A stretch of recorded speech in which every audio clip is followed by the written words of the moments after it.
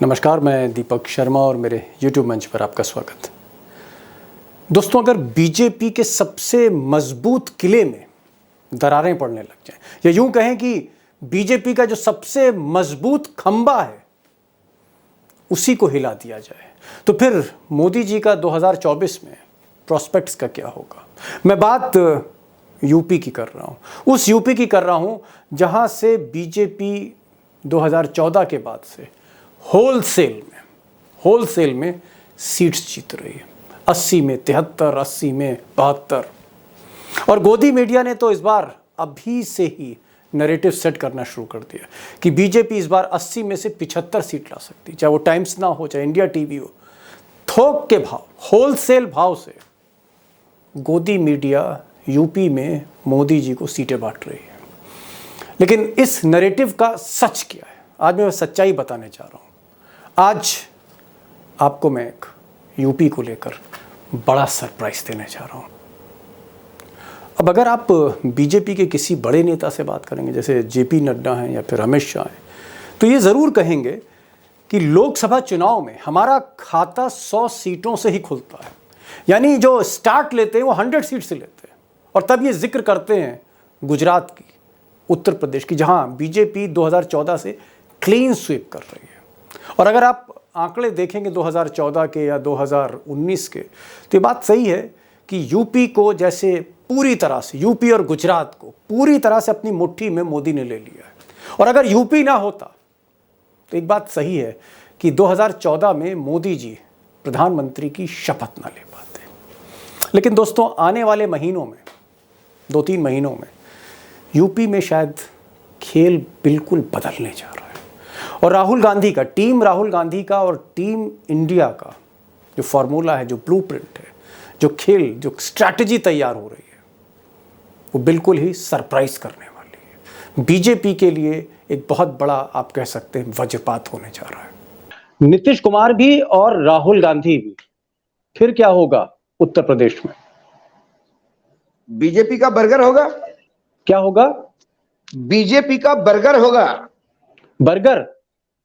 Burger में दोनों बन के बीच में जैसी टिकिया फंसी रहती है, वैसी बीजेपी फंसेगी। ये बात याद रखिए।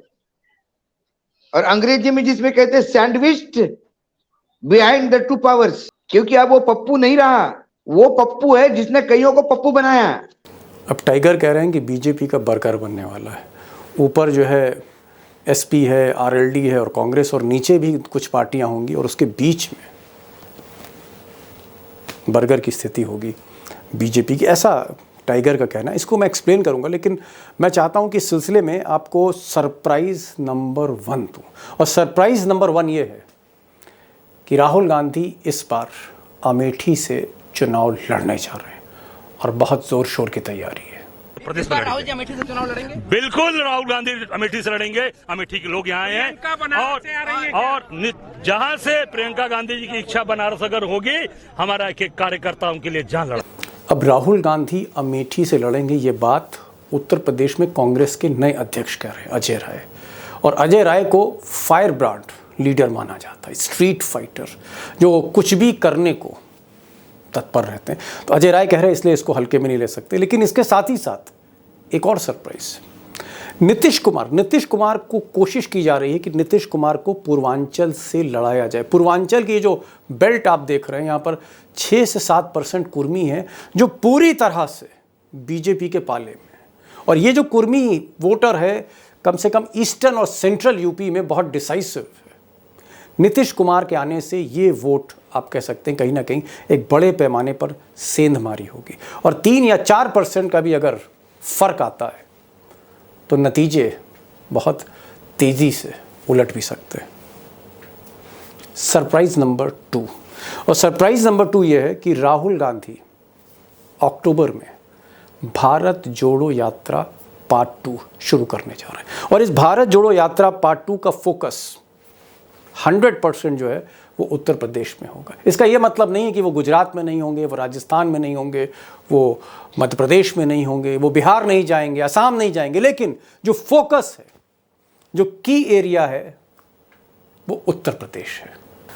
अब राहुल गांधी की इस यूपी यात्रा से, भारत जोड़ो यात्रा से जो सबसे बड़ा लाभ मिलेगा वो ये मिलेगा कि पहली बार योगी आदित्यनाथ को पता लगेगा कि विपक्ष होता क्या है, धार होती क्या है, गरज होती क्या है, हमला होता क्या है। वो राहुल गांधी जो मोदी के सामने रावण की बात कर देते हैं, मेघनाथ की बात कर देते हैं, कुंभकर्ण की बात करते हैं, अहंकार की बात करते हैं, जो मोदी के सामने अडानी का पोस्टर दिखा देते हैं, वो राहुल गांधी उत्तर प्रदेश से जब गुजरेंगे तो जाहिर तौर पर बसपा और सपा को एक आवाज़ मिलेगी, एक धार मिलेगी। क्योंकि ये सच्चाई है कि उत्तर प्रदेश में कोई भी विपक्षी पार्टी हो, उसके सर पर कहीं ना कहीं ईडी और सीबीआई की तलवार लटकी है और उसकी ज़ुबान में वो दम नहीं है जो आज के दौर में राहुल गांधी में।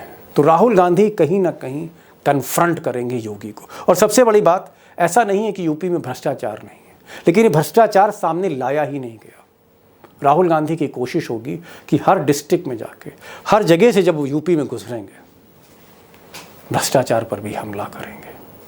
और सरप्राइज़ नंबर 3, और ये वाकई बड़ा सरप्राइज़ है, मेरी जो जानकारों से बात हुई है टॉप लेवल पे, उनका ये कहना है कि दिसंबर आते आते जब 2024 की तैयारी हो रही होगी, आचार संहिता चुनाव की लग सकती है, कोड ऑफ कंडक्ट लग सकता है, उसके बाद उत्तर प्रदेश में मायावती भी इरादा बदल सकती हैं, वो इंडिया में शामिल हो सकती हैं। और अगर उनका हाथी इंडिया में शामिल होता है, जहां पहले से ही नीतीश कुमार हैं, अखिलेश यादव हैं, तेजस्वी हैं, आरएलडी के जयंत चौधरी और भी कई छोटी छोटी पार्टियां हैं, ऐसे में मायावती का आना सारे जातीय समीकरण को, वोट शेयर को ही बदल देगा। सुनिए इनको जरा। मायावती अगर इंडिया की तरफ आई और कुछ सीटें उनको दी गई, फिर क्या होगा उत्तर प्रदेश में? मैं रविकांत जी आपसे जानना चाह रहा हूँ। दीपक जी, वो हाथी कमल को रौंद डालेगा, क्या ये होना है। कमल को रौंद डालेगा हाथी, इसकी आप बात कर रहे हैं। मतलब आप कह रहे हैं कि अगर मायावती, अखिलेश यादव, नीतीश कुमार, कांग्रेस, जयंत चौधरी और छोटे मोटे जो नेता हैं, कास्ट बेस्ड लीडर्स, अगर ये सब इकट्ठा हो गए तो आप कह रहे हैं कि हाथी जो है एकदम रौंदता हुआ निकलेगा फिर आगे, ये आप कहना चाह रहे हैं?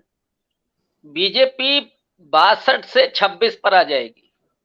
तो दोस्तों, क्या अक्टूबर आते आते उत्तर प्रदेश में राजनीति की धारा बदलने लगेगी? क्या कोड ऑफ कंडक्ट, आचार संहिता लगते लगते, चुनाव की आचार संहिता लगते लगते, जब मायावती इंडिया में शामिल हो सकती हैं, जब मायावती का हाथी इंडिया की बारात में आगे आगे होगा, तो क्या वाकई खेल पलटने लगेगा उत्तर प्रदेश का?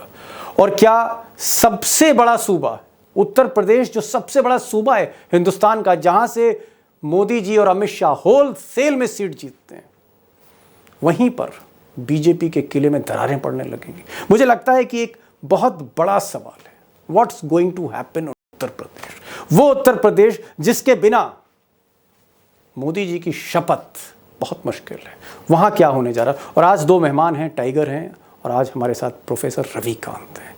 रविकांत यूपी के एक्सपर्ट हैं और जहां तक जातीय समीकरण है, सेफोलॉजी है, आंकड़े हैं, उसके वो मास्टर हैं। तो रविकांत होंगे, टाइगर होंगे, और हम बात करेंगे उत्तर प्रदेश की।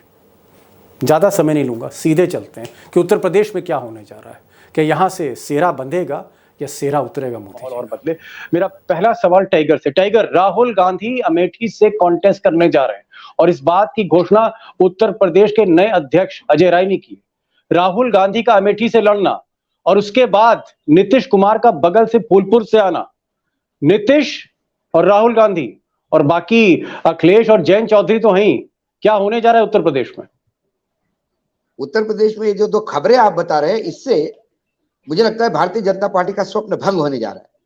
भारतीय जनता पार्टी के नेता अक्सर ये कहते हैं कि हमारी शुरुआत ही 100 से होती है, 80 यूपी से और 25 गुजरात से, ये तो हमारी सीटें हैं। मतलब इसमें 4-5 इधर उधर हो गए तो 100 से तो हमारी शुरुआत होती है। उस पे यदि हमला हुआ, उत्तर प्रदेश में यदि बीजेपी 30-40 पे आ गई, तो एक बात समझ लीजिए, फिर तो बीजेपी सबसे बड़ी पार्टी भी नहीं होगी, लार्जेस्ट पार्टी जो हम बैठते 2024 में। ये जो अजय राय है, लोग कहते हैं, मतलब अब मोदी चैनल ये कह रहा है कि भैया भूमिहार है, भूमिहारों का परसेंटेज ही क्या है। सवाल परसेंटेज का नहीं है, सवाल स्ट्रीट फाइटर का है। स्ट्रीट फाइटर ये आदमी रास्ते पे लड़ता है, वो किसी की सुनता नहीं है। एक बार उसने तय कर लिया तो वो पीछे लगता है। अजय राय इस बार तय कर लिया, अजय राय ने इस बार तय कर लिया कि वो वापस कांग्रेस के दिन ले आएंगे। कांग्रेस लोग कहते हैं आज ऐसा अजय नेता राय चाहिए। डीके शिव कुमार हैं, डीके शिव कुमार हैं कर्नाटक के, यूपी के। फाइटिंग के मामले में तो डीके शिव कुमार है, पैसे के मामले में नहीं हो सकते, लेकिन फाइटिंग के मामले में डीके शिव कुमार है। और उन्होंने पैसे से भी कमजोर नहीं है टाइगर, पैसे से भी लोग कहते हैं कमजोर नहीं है, धाकड़ है, पैसे वाले हैं। और दीवार फांद के, कहिए राजभवन की दीवार फांद जाए, कहिए सचिवालय की दीवार फांद जाए, और योगी के घर की दीवार फांद के भी झंडा गाड़ सकते हैं। स्मृति ईरानी के खिलाफ इन्होंने टिप्पणी की थी, नहीं माफी मांगी। राहुल गांधी जैसे बोलते मैं माफी नहीं मांगूंगा, उन्होंने कहा माफी का सवाल ही नहीं उठता। महिला आयोग ने 2 नोटिस दिए, उन्हें बोला सजा दो मुझे, माफी नहीं मांगूंगा मैं। तो एक ऐसा स्ट्रीट फाइटर की जरूरत थी। अभी तक कांग्रेस का दुर्भाग्य है कि कांग्रेस ने जिसको अध्यक्ष बनाया वो कमरे से बाहर नहीं निकलता, या उसका कोई रास्ते पे आने का माध्यम नहीं था, या वो सत्ता पक्ष के गोद में बैठ के विपक्ष चला रहा था। अब ये पहली बार जल्दी सवाल कर रहा हूं मैं अभी राहुल गांधी पर टाइगर आ रहा हूं। एक जरा सा एक इनका कमेंट ले लें अजय राय से। अरे डॉक्टर साहब, अजय राय को तो आप बरसों से जानते हैं। टाइगर कह रहे हैं कि असली टाइगर वो नहीं अजय राय हैं, जहां चाहे वहां छलांग मार देते हैं अजय राय। ऐसे आदमी की जरूरत थी कांग्रेस को, ऐसे आदमी की जरूरत थी उत्तर प्रदेश में, जो कम से कम सिंघम टाइप का एलिमेंट हो। योगी से डरे ना, मोदी से डरे ना, अमित शाह से डरे ना, क्योंकि उत्तर प्रदेश में विपक्ष आज की तारीख में डरा हुआ है, सहमा हुआ है, बैकफुट पर है। तो क्या अजय राय से आपको लगता है कि वो तेवर हैं? नहीं, डेफिनेटली जो आपने कहा अजय राय में वही चीजें हैं। मैं थोड़ा सा एक रेफरेंस के साथ इसको सामने रखता हूं कि जब सेना आपकी बहुत कमजोर हो, उस समय सेनापति को बहुत ताकतवर और बहुत साहसी, बहुत उत्साही होना जरूरी होता है। कई बार सेनापति के जरिए युद्ध में जीता जाता है, सेना खड़ी हो जाती है। अजय राय वो हैं कि जब वो, जो आपने कहा ना कि राजभवन की अगर वो दीवार कूद करके और झंडा लेकर के पहुंच सकते हैं, तो जो पीछे कार्यकर्ता खड़ा हुआ है, भले ही उसकी तादाद कम हो, वो हमला करता है और वो बेखौफ हमला करता है। और अगर कहीं सेनापति ही उलट जाए, सेनापति ही खामोश रहे, तो आपके पास सेना कितनी भी बड़ी हो, सेना पीछे निकल लेती है, उसके लिए मुश्किलें होती है। तो अजय राय प्रथम दृष्टया तो निश्चित रूप से वो एक लड़ाका है, और उत्तर प्रदेश में कांग्रेस को एक लड़ाका चाहिए था, एक ऐसा सरदार चाहिए था जो बिना किसी डर के कहीं भी कूद जाए। तो एक नैरेटिव के स्तर पर कि कांग्रेस लड़ रही है, एक व्यक्ति है जो दिल्ली में लड़ रहा है, राहुल गांधी जिसका नाम है, मल्लिकार्जुन खड़गे बेहतरीन सोशल इंजीनियरिंग के लिए एक दलित राष्ट्रीय अध्यक्ष के रूप में कांग्रेस ने उनको बनाया है। और अब अजय राय को संख्या भले ही कितनी भी कम हो, लेकिन पहले दौर में, और वो भी पूर्वांचल से, अगर आप क्षेत्रवार देखेंगे तो अजय राय पे जवाब मिल गया, अजय राय पे जवाब मिल गया कि एक सेनापति मजबूत चाहिए था, फाइटर चाहिए था, डीके शिव कुमार चाहिए था, वो राहुल गांधी ने खोज लिया। मैं आ रहा हूं असली क्वेश्चन पर टाइगर। राहुल गांधी अमेठी से लड़ेंगे और नीतीश कुमार तैयारी कर रहे हैं कुर्मी लैंड से, मतलब इलाहाबाद के आसपास कहीं से। नीतीश कुमार भी और राहुल गांधी भी, फिर क्या होगा उत्तर प्रदेश में? बीजेपी का बर्गर होगा। क्या होगा? बीजेपी का बर्गर होगा। बर्गर में दोनों बन के बीच में जैसी टिकिया फंसी रहती है, वैसी बीजेपी फंसेगी। ये बात याद रखिए। और अंग्रेजी में जिसमें कहते हैं sandwiched behind the two powers, क्योंकि अब वो पप्पू नहीं रहा, वो पप्पू है जिसने कईयों को पप्पू बनाया। अब वो रास्ते पे स्ट्रगल करने वाला शेर ही नहीं, वो लोकसभा के पटल पे भी आवाज उठाता है। आप 10 बार आवाज बंद करिए उसकी, आप घर छीनिए, सदस्यता छीनिए, वो फिर आता है और ऐलान नहीं करता कि मैं आऊंगा अगले 15 अगस्त को। चुप रहा, सीधा एंट्री किया। ये बोलता नहीं, ये करता है। जो नहीं बोलता वो भी करता है। बड़ा प्रॉब्लम है इसके साथ, राहुल के साथ। बिल्कुल। एक सप्लीमेंट्री क्वेश्चन टाइगर, इसी में एक सप्लीमेंट्री क्वेश्चन, जो आपने कहा कि नीतीश आएंगे और राहुल गांधी आएंगे, दोनों लड़ेंगे, जाहिर तौर पर जयंत चौधरी और अखिलेश यादव तो होंगे ही साथ में दीवार की तरह। आपका कहना है कि अगर ये सारा कॉम्बिनेशन हुआ तो फिर बर्गर बन जाएगी बीजेपी, यानी कहीं ना कहीं सैंडविच हो जाएगी, आप ये कहना चाह रहे हैं। इसी में एक मैं चीज और जोड़ना चाह रहा हूं, भारत जोड़ो यात्रा भी निकलने जा रही है, 20 दिन की भारत जोड़ो यात्रा, और वो राहुल गांधी भारत जोड़ो यात्रा का नेतृत्व करेंगे जिन्होंने मोदी के मुंह पे कह दिया कि कुंभकर्ण, मेघनाथ और रावण, ये जब निकलेगा तो क्या दशहरा मनेगा इस बार कांग्रेस का? यकीनन बनेगा। कांग्रेस का नहीं, देश का दशहरा मानेगा। देखिए, ये कांग्रेस या इंडिया की बात नहीं, इंडिया की बात नहीं है दीपक भाई, ये संविधान बचाने की बात है। कर कांग्रेस सत्ता में आएगी या अखिलेश सत्ता में आएंगे या कोई भी सत्ता में आए, यदि इस देश के संविधान के साथ खिलवाड़ करेंगे, संस्थाएं के साथ खिलवाड़ करेंगे, हम बोलेंगे। हमारी बीजेपी से दुश्मनी थोड़ी है, हमारा टकराव है जवाबदेही का।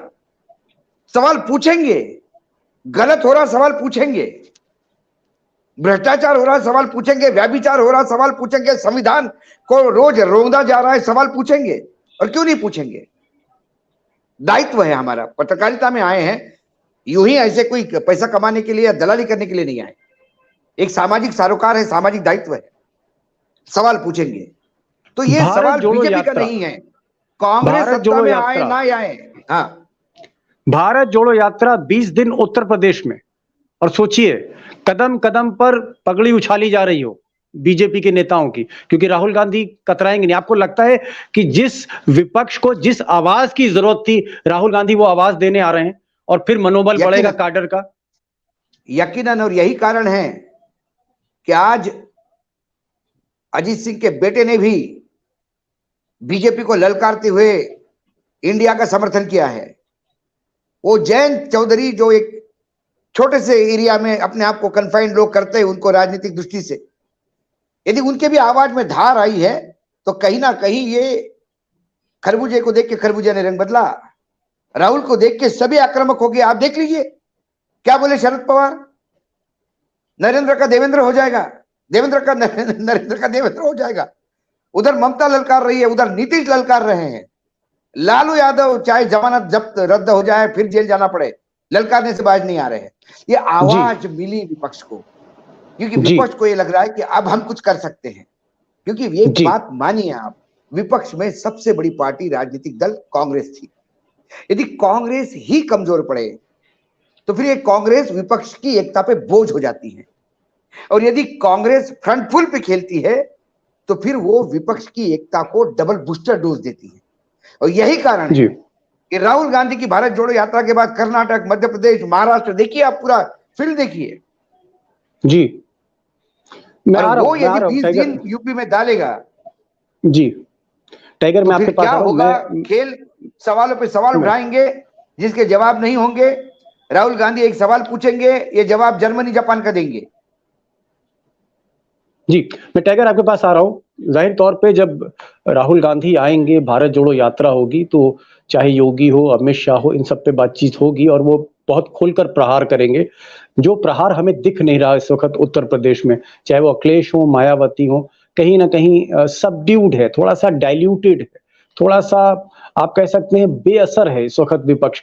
उसको एक आवाज देंगे, गरजती आवाज राहुल गांधी देंगे, और जाहिर तौर पे एक मनोबल बढ़ेगा पूरे काडर का, विपक्ष का। रविकांत जी, एक खबर और आ रही है और सूत्रों से खबर आ रही है, कहीं पर गुफ्तगू हो रही थी और वहां पर ये बात हो रही थी जहां अखिलेश यादव भी थे और भी कई लोग थे। उन्होंने कहा कि साहब, सीटों की जहां तक बंटवारा है, सीटों का एडजस्टमेंट, ये तो अभी इसमें टाइम लगेगा और इंडिया डिसाइड करेगी।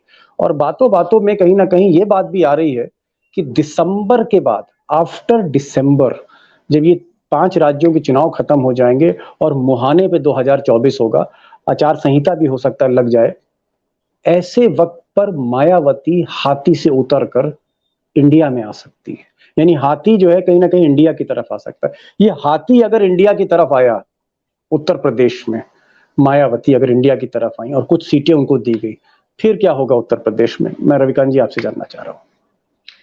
दीपक जी, वो हाथी कमल को रौंद डालेगा, क्या ये होना है। कमल को रौंद डालेगा हाथी, इसकी आप बात कर रहे हैं। मतलब आप कह रहे हैं कि अगर मायावती, अखिलेश यादव, नीतीश कुमार, कांग्रेस, जयंत चौधरी और छोटे मोटे जो नेता हैं, कास्ट बेस्ड लीडर्स, अगर ये सब इकट्ठा हो गए तो आप कह रहे हैं कि हाथी जो है एकदम रौंदता हुआ निकलेगा फिर आगे, ये आप कहना चाह रहे हैं? बीजेपी 62 से 26 पर आ जाएगी अगर ढंग से गठबंधन हुआ और सारे लोगों ने चुनाव मिलकर के लड़ा। चुनौतियां बहुत हैं, मैं ये नहीं कह रहा हूं कि सिर्फ डॉक्टर साहब, वोट शेयर या आंकड़ों पे, आप तो पुराने सेफोलॉजिस्ट हैं, राजनीति के ज्ञाता हैं प्रोफेसर साहब, कुछ बताएंगे लॉजिक क्या है जो आप कह रहे हैं कि अगर मायावती और अखिलेश यादव और कांग्रेस और जयंत चौधरी ये सब मिल गए, वो लॉजिक क्या है, वो फॉर्मूला क्या है कि बीजेपी को फिर बहुत बड़ा नुकसान होगा यहाँ पर?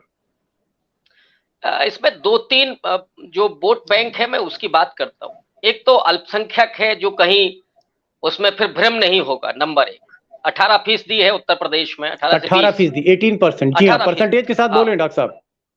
दूसरा दलित है 21.5% जी, जो अभी 21% बिखरा हुआ है, 21.5% बिखरा हुआ है, बीएसपी के साथ भी है और बीजेपी के साथ भी है, कुछ सपा के साथ भी है।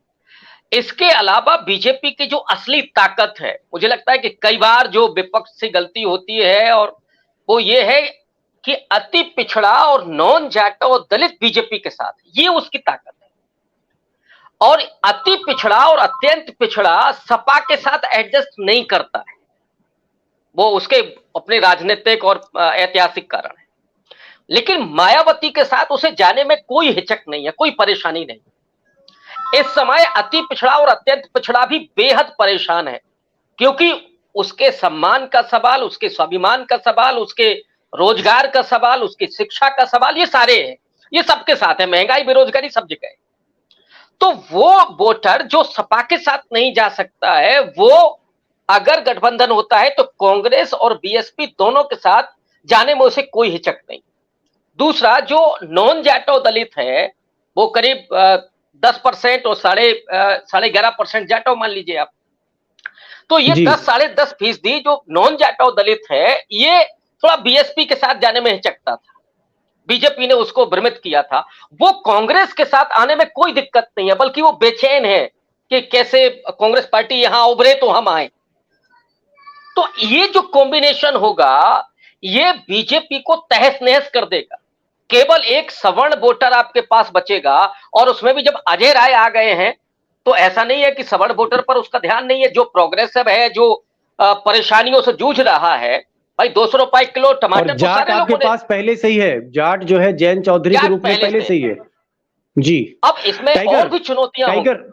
जी टाइगर, मैं आपके पास आ रहा हूं। इन्होंने कहा कि अगर मायावती आती हैं, जयंत चौधरी, अखिलेश यादव, कांग्रेस, नीतीश कुमार, वो भी कुछ कुर्मी लेके आएंगे 5-6%, ये कह रहे हैं कि तब तो वोट शेयर जो है वो 40% ऊपर दिख रहा है, क्योंकि अल्पसंख्यक जो मुस्लिम है, मुस्लिम कितना है, 20%, 18% है डॉक्टर साहब?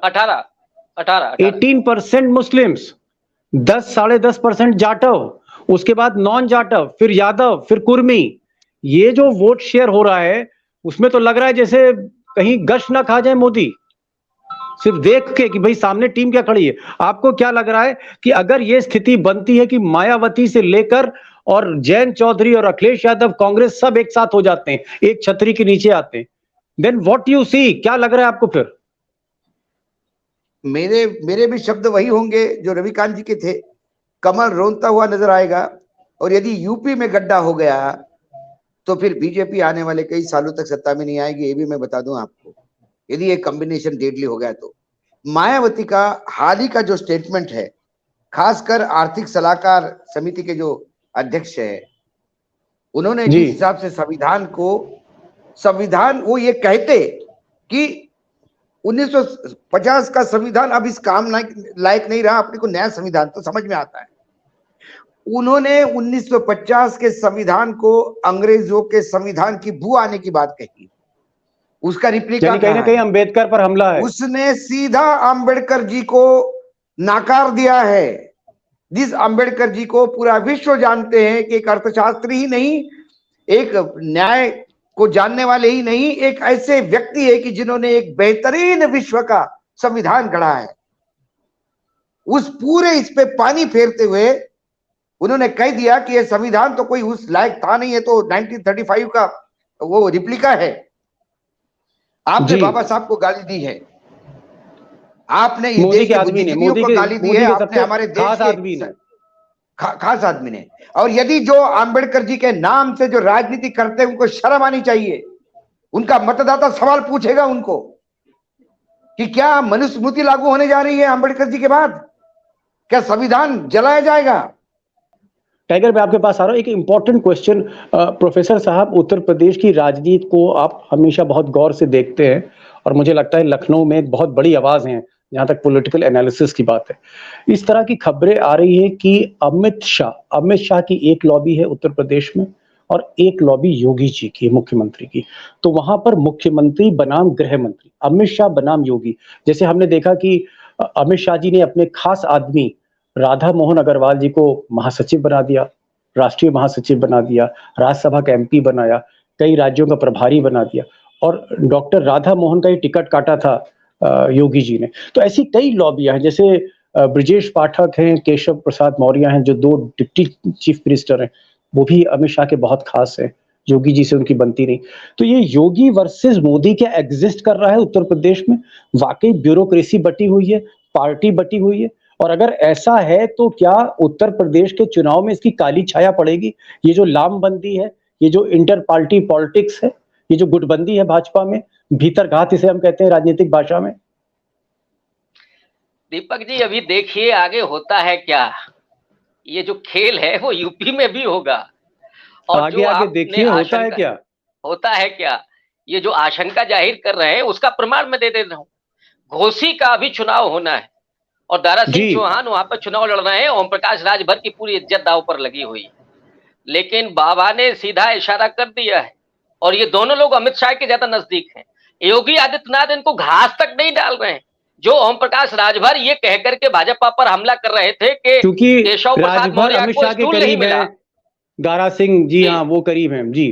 नहीं, मैं कह रहा हूं कि इसकी काली छाया पड़ेगी। ये जो गुटबंदी है योगी और मोदी, अमित शाह के बीच में, क्या इसका भी शैडो पड़ेगा इस इलेक्शन में, असर होगा? निश्चित रूप से ये भी भितरघात होनी है यूपी में और उसके बहुत सारे कारण हैं, वो आप जानते ही हैं कि दिल्ली में अगर गुजरात लॉबी मजबूत होती है तो योगी जी के लिए दिल्ली फिर दूर बहुत हो जाएगी। इसलिए अगर गुजरात लॉबी कमजोर होती है तो जाहिर तौर पर योगी आदित्यनाथ भी उत्तर प्रदेश में वो काम नहीं करेंगे, वो चीज नहीं चाहेंगे कि उत्तर प्रदेश से साफ दिल्ली को गुलजार किया जाए। ये क्यों वो चाहेंगे? उनकी जगह पर आप अपने को रख करके देख लीजिए, कोई चाहेगा क्या कि साहब दिल्ली यहां से गुलजार हो रही हो? इसलिए ये भितरघात होगा और खेल होगा, अभी आप देखिए जी। Tiger, last question. जैसा कि डॉक्टर साहब ने बताया कि अमित शाह और योगी आदित्यनाथ ये 2 खेमे बढ़ चुके हैं, कैंप्स हैं 2 लखनऊ में, और इनके बीच में बड़ी जबरदस्त इनफाइटिंग है। ये तो सीधे सीधे मोदी जी का नुकसान है। क्या मोदी जी इस लड़ाई को डिफ्यूज करेंगे? क्या वो अमित शाह को समझाएंगे, योगी जी की पीठ पर हाथ रखेंगे जैसे पिछली बार रखा था उन्होंने, दोनों को समझाने की कोशिश करेंगे कि भैया ये लड़ाई शांत हो जाए कुछ महीनों के लिए, या ये लड़ाई इतनी बढ़ चुकी है कि अब मोदी के बस की नहीं? मोदी जी के बस में होता तो ये लड़ाई होने ही नहीं देते। चीजें मोदी जी के हाथ से निकल चुकी है। मैंने पहले भी आपको इंडिकेट किया था कि नंबर 1 और नंबर 2 में वो स्थितियां नहीं है जो पहले हुआ करती थी। अभी 2024 के बाद की लड़ाई है। ये तो मान के चल रहे कि 2024 ही है, उसके बाद कौन? फिर साहब का भी उम्र हो जाएगी। लेकिन अब उम्र का कोई हिसाब रहा नहीं। जो लिस्ट बीजेपी ने दी है मध्य प्रदेश में, उसमें 75 साल के एक पुराने आदमी को भी लोक विधानसभा का टिकट दे दिया है, क्योंकि वहां कोई उम्मीदवार नहीं बीजेपी के पास जी। तो एक पुराने मंत्री और राज्यसभा मेंबर, भैया आप ही बन जाओ, कोई नहीं बनता। तो ये तो आपको क्या लग रहा है कि उत्तर प्रदेश में जो बीजेपी का भाजपा का भीतरघात है, ये भी एक बहुत बड़ा पहलू है जहां पर माहौल बदलेगा, बाजी पलटती हुई दिखती है? अगर ये जो हम लोग फैक्टर डिस्कस किए हैं, देखिए जब शेर कमजोर हो जाता है तो जंगल के जंगली कुत्ते भी शेर को घायल करने में आगे पीछे नहीं देखते। शेर कमजोर हो चुका है। ये मैं नहीं, ऑर्गेनाइजर कह रहा है, मुखपत्र कह रहा है आरएसएस का। ये हिमाचल प्रदेश, दिल्ली, कर्नाटक के चुनाव बता रहे हैं। शेर की बॉडी लैंग्वेज बता रही है, शेर की भाषा बता रही है, शेर का चिड़चिड़ापन बता रहा है, बौखलायापन बता रहा है। कि शेर अब कमजोर हो रहा है। जी, जब शेर कमजोर हो रहा है तो ये शेर छोटे कमजोर मोटे हो रहा है। जंगली कुत्ते छोड़िए, ये सीआर वीआर भी हाथ कोई मार भी देते दौड़ा एक आध लेगा, बार, कोई मिल भी दौड़ा जाएगा, लेगा। कोई भी दौड़ा डॉक्टर साहब, लेगा। लास्ट क्वेश्चन, आपको क्या लग रहा है कि अगर जो फैक्टर्स हमने डिस्कस किए, नंबर 1 राहुल गांधी अमेठी से लड़ रहे हैं, नीतीश कुमार लड़ेंगे, कुर्मी वोट अपने साथ लाएंगे 6.5-7%, उसके बाद भारत जोड़ो यात्रा निकलेगी, उससे एक मॉल बनेगा, अग्रेशन आएगा विपक्ष के अंदर, और उसके बाद मायावती दिसंबर के बाद आ सकती हैं। अखिलेश यादव को सीट एडजस्टमेंट में कोई प्रॉब्लम नहीं, वो कह रहे हैं मैं सेक्रीफाइस करने को तैयार हूँ इंडिया के लिए। जयंत चौधरी किसी भी सूरत से वो इंडिया के साथ बने हुए हैं। ये सारी चीजें अगर होती हैं तो अक्टूबर के बाद आपको क्या लग रहा है कि उत्तर प्रदेश का खेल बदलने जा रहा है? नहीं, निश्चित रूप से, और इसका सबसे जबरदस्त प्रभाव पड़ेगा राहुल गांधी की यात्रा का। राहुल गांधी के जरिए उत्तर प्रदेश की जमीन उर्वर बनेगी विपक्ष के लिए और उन लोगों की आवाज के लिए जो इस समय प्रताड़ित हैं, जो महंगाई से, बेरोजगारी से बहुत दुखी हैं, और वो लोग भी खड़े होंगे, क्योंकि जो भय का माहौल है राहुल गांधी की पहली यात्रा से उसमें कमी आई है। अब और ज्यादा कमी आएगी जब वो बिल्डोजर राज पर हमला करेंगे। ऑब्वियस है, किसी भी लोकतंत्र में, किसी भी संवैधानिक राष्ट्र में इस तरह की न्याय की कोई उम्मीद नहीं करता, कोई ऐसी गुंजाइश नहीं होती है।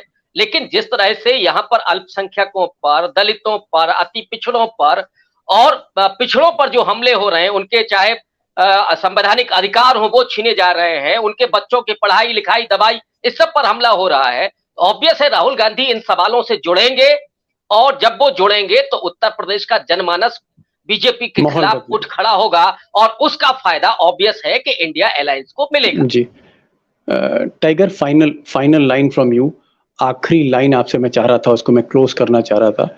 जो सिनेरियो डॉक्टर साहब ने बताया और आपने जो बातें बताई उत्तर प्रदेश के बारे में, अगर वाकई उत्तर प्रदेश जहां से 62 सीटें, 70 सीटें, बीजेपी तो 75 सीट की बात कर रही है, टाइम्स नाउ और गोदी मीडिया के कई सर्वे बता रहे हैं कि 73 सीट मिल गई, 80 में 73 दे दिए गोदी मीडिया ने बीजेपी को। लेकिन जो हम लोगों ने डिस्कस किया, जो खबरें आ रही हैं मायावती से लेकर और राहुल गांधी से लेकर और नीतीश कुमार तक लेकर, आपको लगता है कि अगर बीजेपी रिड्यूस हुई यहाँ पर 72 से 40 पे आ गई, 44 पे आ गई, 45 पे आ गई, मान के चलिए, एक मॉडरेट फिगर दे रहा हूं, 45 पर आ गई, जो आरएसएस भी मान रही थी 6 महीने पहले कि भाई 40 सीटें 80 में रेड जोन में है, तो अगर बीजेपी यहां पर कम हुई, 70 की जगह 40 पर अटकी, 45 पर अटकी, तो फिर मोदी जी का 24 में क्या होने जा रहा है?